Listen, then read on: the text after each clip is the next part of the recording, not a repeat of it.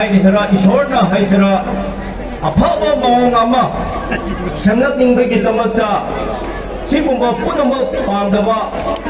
고파야함세 아와 제강 매함세 거이고 비비라더라 하이기수 아마롬다 칼레 마람디 너시기 시군바 시추에이션지 레람더라디 고고미 오이게라 아마다 미팅 거부간다 주마이나 밀리싱 그야 띵거 라프시 우디야바 센터리기 프라임 미니스터 모디라르니 하이라디 레팜 점펌 레람데야바 카ಂಗ್ರೆಸ್기 Rahul Gandhi ರಾಕನೆ 하이라디 점펌 레팜 레람데야바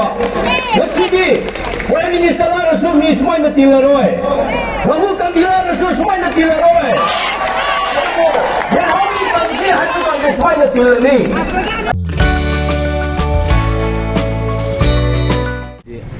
여기 third May này sẽ có 2025 third May là làm cái gì ạ sự của cô mình xin bạn nhang gì mình phong hay tại đó ở đây này đôi khi sau khi vẫn làm có cái gì này thì đây sẽ mà làm cái ăn lại sẽ mình cũng như được này abo này khám gì đó sáng sẽ là cái gì ngồi sẽ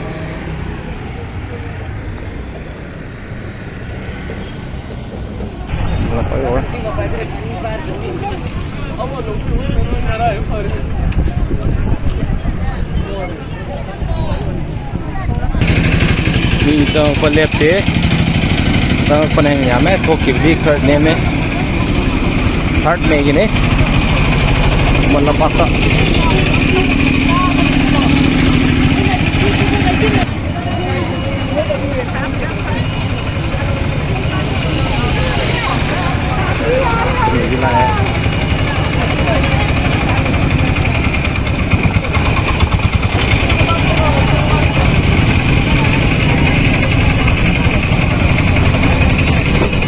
deh.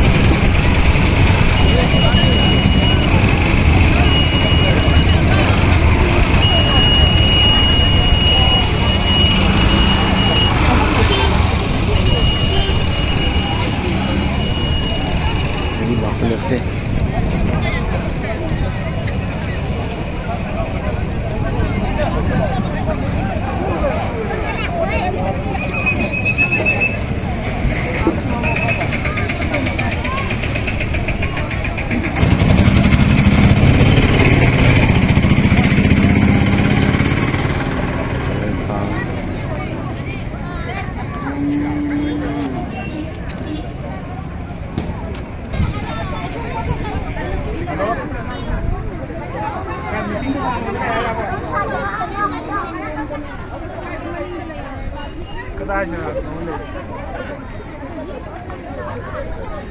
Ini lah pelet ri,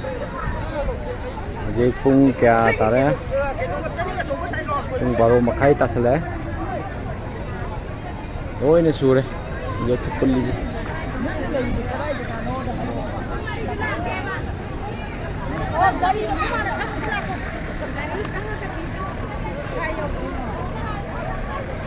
Orang tu rasa gini apa?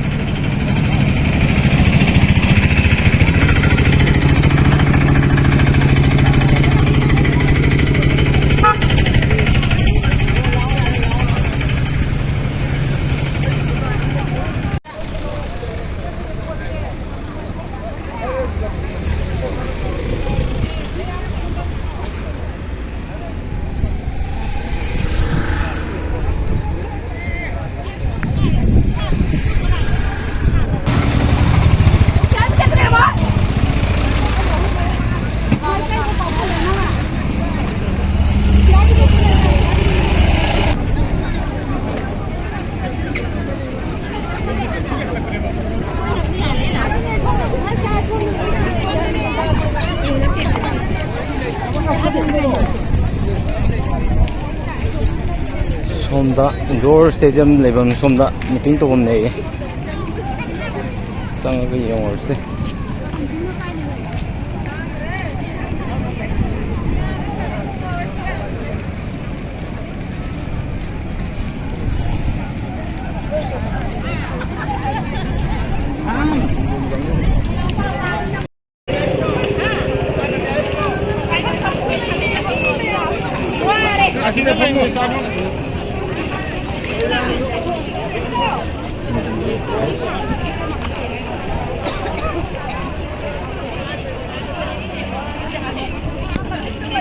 Chile mi patana chile. Indo ram ram ma.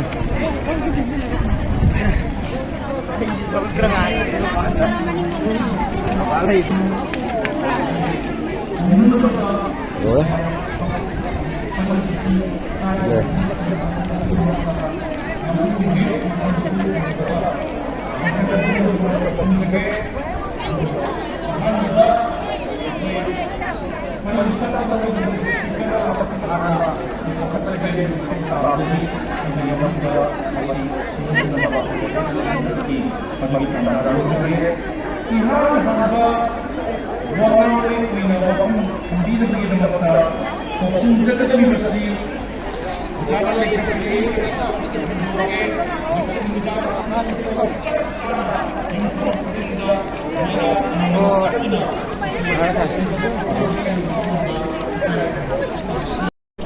Manipur People's Convention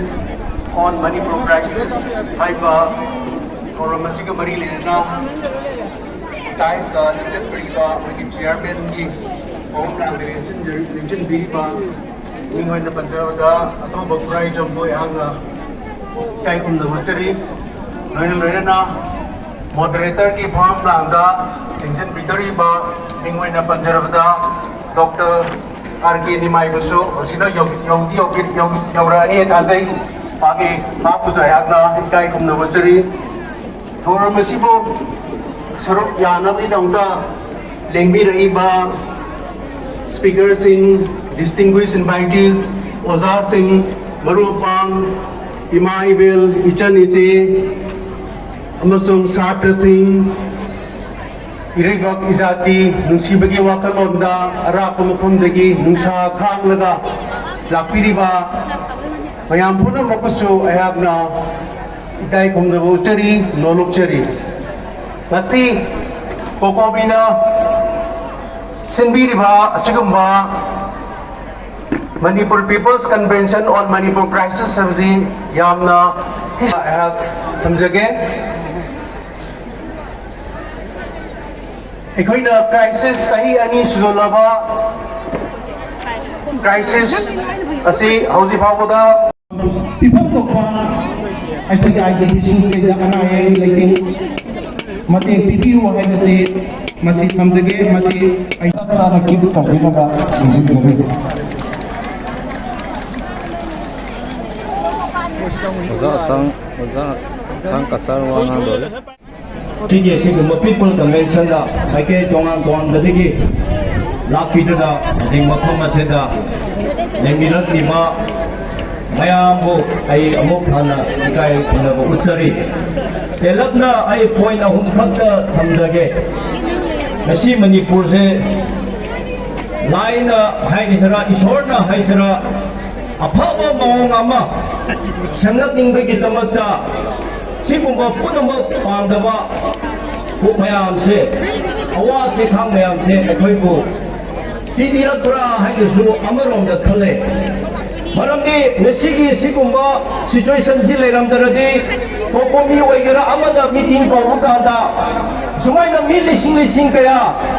तिनबा लापसि उदेबा अदुबो आ center दिगी prime minister Modi लारनि हाइदि लेफम चंफम लेरमदेबा कांग्रेस की राहुल गांधी लाकने हाइरदि चंफम लेफम लेरमदेबा ngasiगी प्राइम मिनिस्टर लारसु मी सुमाइना तिलरोय राहुल गांधी लारसु सुमाइना तिलरोय ये हावी गांधी हाइदुगा सुमाइना तिलनी आइगे अदुगी तमक हारावे अदुगी तमक आइगे हारावेबा अहोंबा मा लाकदोरे अखोइ सिसे अतोपदा कंट्रोल तोबा ngамलरोय अखोइ लेफम चौखलनी हाइबसे नंबर 1 दा अखोइ मयाम लाको मयाम दा थमोइ नुदा फाहोनिनि मदुगी वखरौनो अखोइना फावो ngамदबदगी ngasi मिखा पोलगा मीना अखोइ सानरगा लेबदना आइगे लंगा आइगे लेपा अखोइना आइना सेमकागदबनि हाइगे थमोइ चपचाना लेपा ngамबकांदा अखोइ येलौमी अखोइगे लेपा अखोइ गसबा ngамदनी 미는 생각하니 미는 내박간 거니 타자던 날이라디 아이콜 람담 그다고이도 간번 넘어해 마시니 와 양나 하이닝할 때 마도다 눈 박다 나르세 아도들 로이네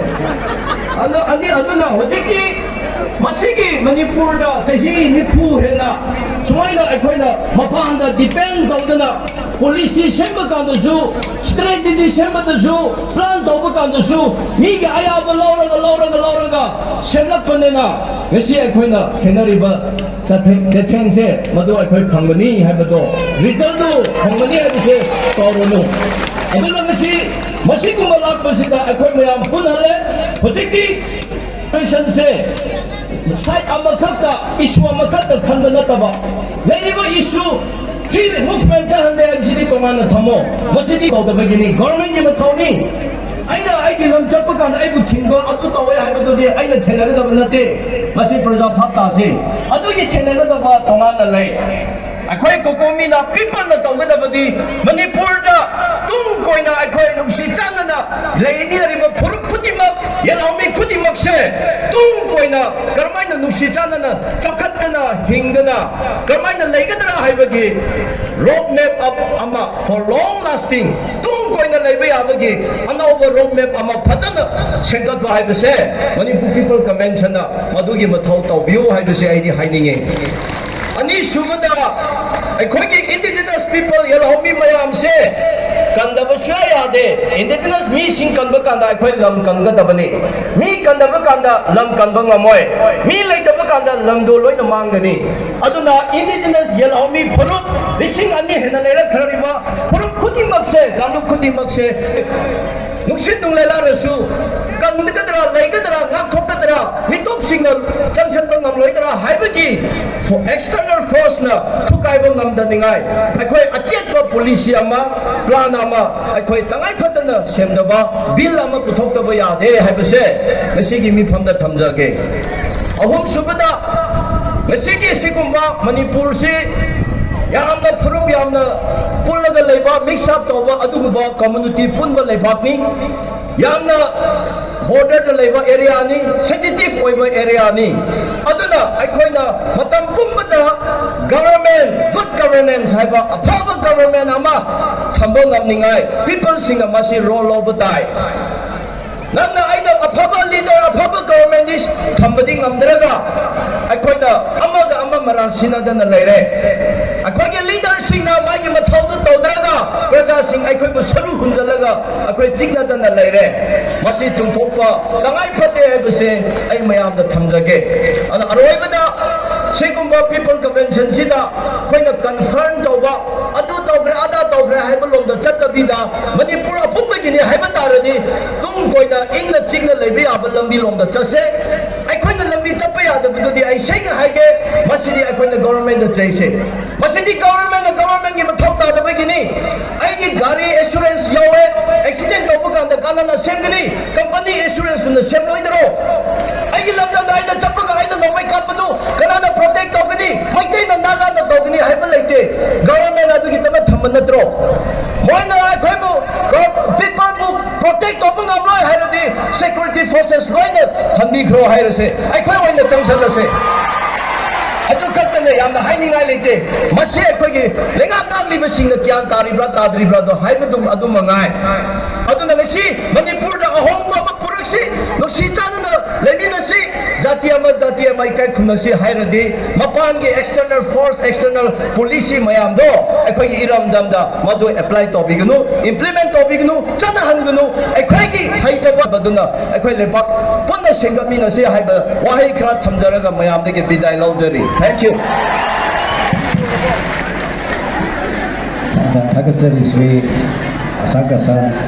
मथंग आगे धरक सरा पोको आगा मफम खर थबिना बनुसिंग जरी